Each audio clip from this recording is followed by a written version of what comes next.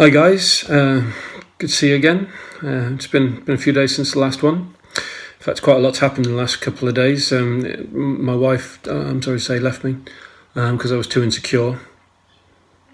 Oh no, wait, no, she was just making a cup of tea. All right. I don't know how you're finding these jokes, but if you've got some better ones, you feel free to email them in and I'll see if I can include them in the next video. Anyway, so this is summer term task 3. And we're going to look at interviews. You've covered questionnaires, we're now going to look at interviews. Now, interviews are one of the most widely used research method that sociologists use to get information about a particular topic. It can be done face-to-face, it can be done via the phone or online, Skype or whatever. And it's basically a series of questions and answers. But if there's two different main types. There's the structured interview, which is basically a pre-coded questionnaire. It's a lot like what we looked at last lesson. So the researcher carries out a set of closed questions. There's no kind of prompting for further detail, and the only difference really than a questionnaire is that they do it. The interviewer does it themselves. They fill it out rather than the respondent filling it out. But the other side, then, the other type of interview is what's called an unstructured interview. Now, it's much more flexible. It's much more like a conversation where the interviewer has the goal of getting to the heart of what's kind of important, or the feelings and opinions of the interviewee. But they don't have any specific kind of questions in mind. They see where the conversation goes. They see what kind of details come out. So there's lots of open-ended questions with an unstructured interview, unlike the closed questions with a structured interview. And often they ask follow-up questions. So something will come to light, detail will come to light, and they'll ask them to explain a bit more about that. Trying to draw out feelings and opinions as much as possible to get as much depth as possible. So you've got two types of interview, structured and unstructured. What I want you to do, task 3.1, this is task 3.1. I want you to write in the box on the Word document what are the differences between structured and unstructured interviews. Okay, task 3.1. Okay, now once you've done that, also part of task 3.1 is getting an example of the research. So you'll see a pattern emerging when we look at the different methods. We're going to get a bit of a definition of what it is, and we're going to get an example. So attached to the email that I've sent you is a slide talking about the British Crime Survey, and that's something that I want you to use as a research example for structured interviews. So fill out, get the information and put it onto the relevant box in the Word document, and that's still task 3.1. Okay, so like all the different research methods, we need to consider the strengths and weaknesses. So we'll look at structured interviews first. And what I want you to do is obviously complete the table. So task 3.2, complete the table. Strengths and weaknesses of structured and unstructured interviews. But what I need you to do is write down, and a lot of people didn't do this for questionnaires, you need to write down whether these strengths or weaknesses are practical, ethical, or theoretical. You've got to make sure that you're always thinking in terms of PET and always writing and talking in terms of PET.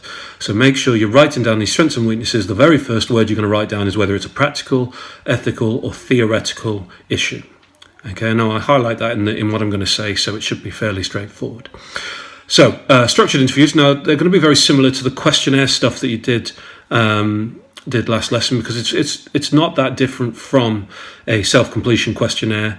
But a structured interview just has that interviewer filling it out for the respondent. So there's a couple of things that's slightly different, but on the whole it's the same. So practically speaking, one of the positives of a structured interview over the self-completion questionnaires is you get more done. There's a lot more of a response rate. So remember we said there was a low response rate, maybe 5% of people would actually fill out the questionnaire. With the structured interviews, a lot higher, a lot more people will complete that method.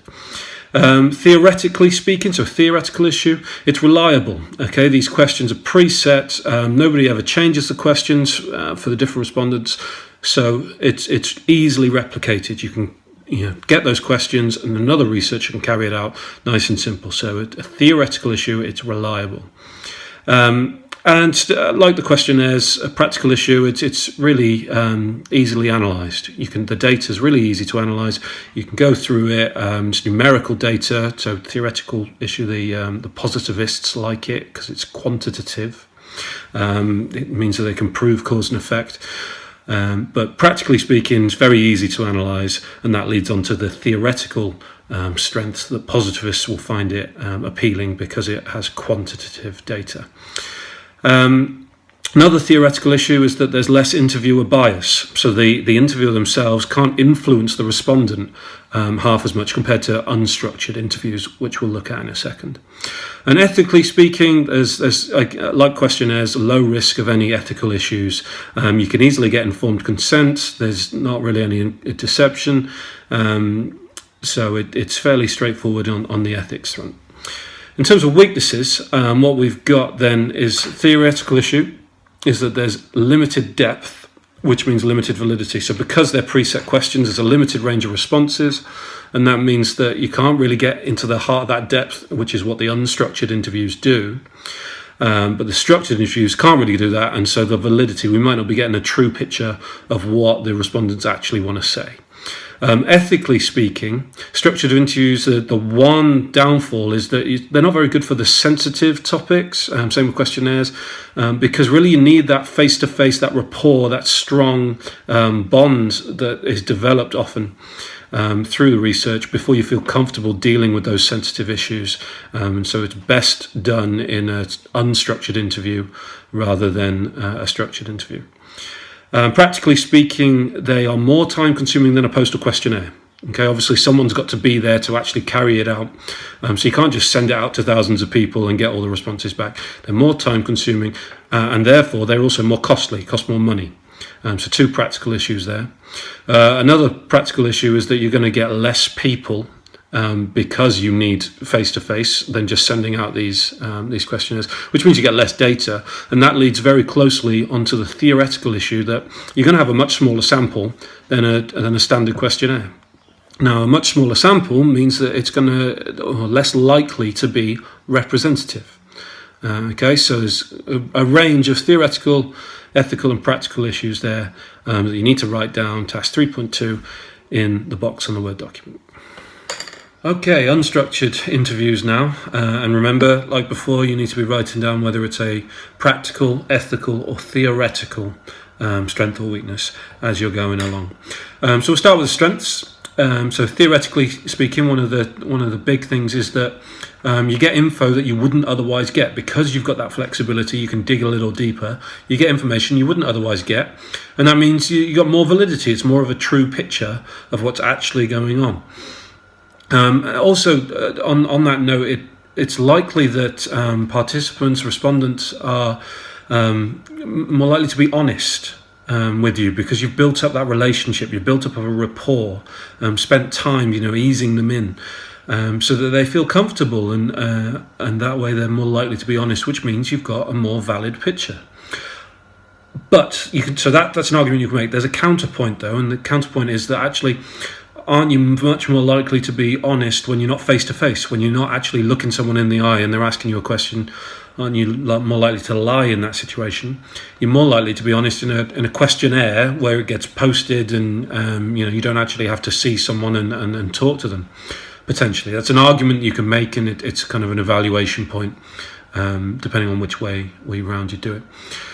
Another strength, theoretical strength, is that when there's misunderstandings of the questions, like the respondents don't really know what's being asked, then the researcher's got the flexibility to explain it, to reword it, and to kind of prompt them with follow-up. So again, more validity because they've got that space and that freedom to do so.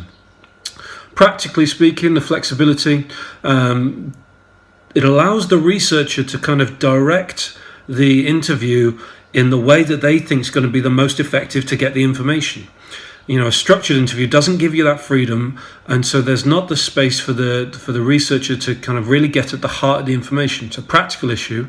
It might be time saving, or it might be just a more of a direct power for the researcher to be able to take it in the direction that they need to follow up new leads or whatever it happens to be. And theoretically speaking, last strength then, it's obviously from an interpretivist point of view. It gets to the heart of the meanings and the emotions that people have, and that's the important thing in society that we need to study. Therefore, it's a really strong research method. Your structured interviews, your questionnaires, they don't get that depth, that meaning, that quality of information, the qualitative information. And those are the things we need to study, because that's the important thing in society. Remember, that's how they view society. It's bottom up rather than top down. They see society created by the kind of thoughts and feelings that we have. So those are the things we need to study. So it's a very strong research method for them. In terms of weaknesses, the big one is what's called interviewer bias. So the interviewers can consciously or unconsciously influence the responses that the participant can give. Now, that could be through the wording that they use, it could be through body language, but they can influence what the person actually says. And obviously then we're not getting a valid picture of what the respondent actually thinks and feels, because they're being led, they're being influenced by the interviewer. And that's far more likely with an unstructured interviewer, because these guys have got the freedom and the flexibility to ask lots of different questions and take it in different directions. It's much more likely to happen than in a structured interview.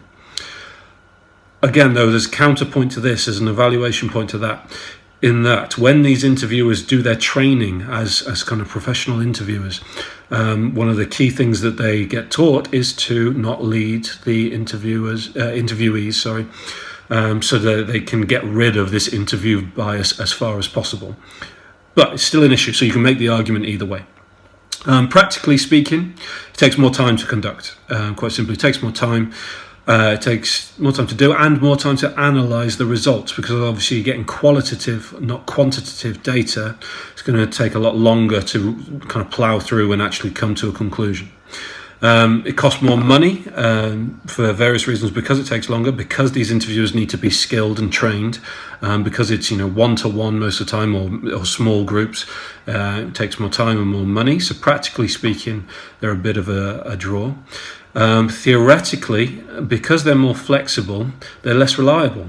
Because the interviewer can change it into lots of different ways, it's a lot harder to replicate. You can't get another interviewer go and have the exact same interview, which means that it's far less reliable than a structured interview or a questionnaire. And finally, positivists, they're not a fan. Doesn't get that quantitative data, which is what they want. You can't compare one interview with another, which means you can't prove the cause and effect, which means you can't identify those patterns of behaviour. And the way that people are controlled by society, that top down again, the way that people are controlled by society.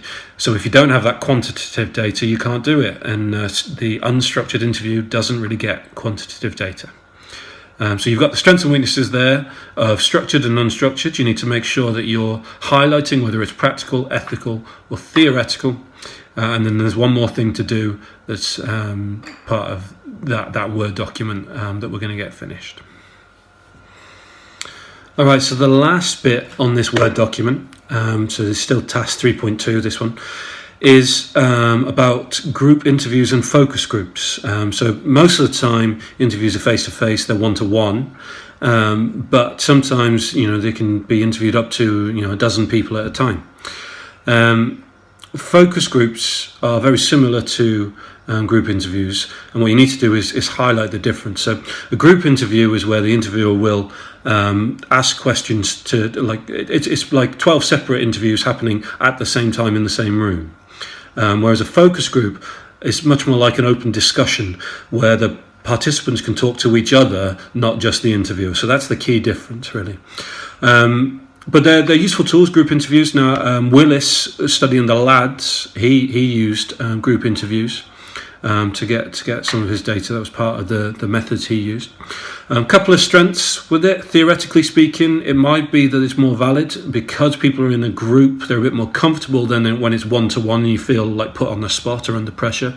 It's maybe more likely to open up, and therefore you get more honest opinions or more valid picture of what's going on. Practically speaking, often it can produce more depth because there's one person's thought or idea or statement might trigger another person's thought and idea, and so it's like a knock-on effect and can lead to more depth and therefore a better quality interview. However, there's a couple of problems, and one of the big ones is social desirability. So this is a theoretical issue, something that is true of all interviews, the one-to-one and the group, but particularly in groups. And it stems from the idea that basically we all want to be liked. So we're going to say stuff, and it may not be true, that makes us liked or likable, which means that it's not a true picture, it's not a valid picture. And particularly when there's group pressures going on, there's pressure to conform, to fit in with everyone else, and so chances are that you may not get a valid picture because of social desirability. So that's a theoretical issue. And practically as well, it might be that there's one or two people that dominate out of your 10 interviewees.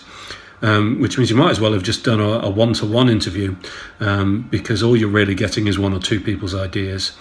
So it can be a bit of a waste of time at that point. So you just need to be aware in case they bring something up about group interviews or focus groups, difference between the two and strengths and weaknesses. So that's end of task 3.2. Jot that down on the Word document and remember to highlight whether it's a practical, ethical or theoretical issue. Okay, last thing then with interviews, this is task 3.3, is you're going to conduct an unstructured interview. Now I'm going to make it easy for you. I'm going to ask you to interview someone you've already got a rapport with. I'm going to ask you to interview someone else from our sociology class.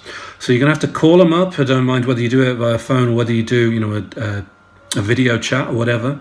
But I want you to get in touch with someone else, and I want you to conduct an unstructured interview on them. So there's no preset questions. You're going to try and explore a topic and get as much depth and detail about what they think and feel about this particular topic. And the topic I want you to explore is what do they think and what do they feel about sociology A level, both pre and post lockdown. So that's before when we're at college and afterwards. What do they think about it? What do they feel about it? How do they find it? That kind of thing. You need to try and get as much depth as possible. Remember, you need to keep it completely confidential. So you're gonna ask all your questions. You might think of questions on the spot. You might have a couple of questions prepared, but see where the conversation takes you, and then you're going to write up a summary, or like a report summary of what you found. But ethics need to come into play. You need to keep it completely confidential. If there's sensitive things that come up, which there might be, possibly, then you need to deal with that in a professional and sensitive manner. You can include as well in your report whether you think they were being completely truthful. So they might say something you think, I don't think they're telling the truth there. It's one of the benefits of unstructured interviews is you get a feel for whether or not they're telling the truth, and that can help with your validity. So you can discount things that you think are perhaps untrue, or you get a feel for whether you think they are true. So, bottom line, unstructured interview, someone from your class. This task 3.3, interview them on what they think about A-level sociology, pre and post lockdown, write up a summary, keep it confidential, and that's going to be sent to me with the Word document for the end of the day on Wednesday. All right. I hope that all makes sense. Now, these videos are a fairly new thing for me, and so I am just finding my way. If there's things that I can do to improve them, then please drop a few suggestions in the email when you send your work as well. And I'll do my best to see if I can make them any better. Hopefully you are finding them useful. I can stop doing them if you're not. So let me know. See ya.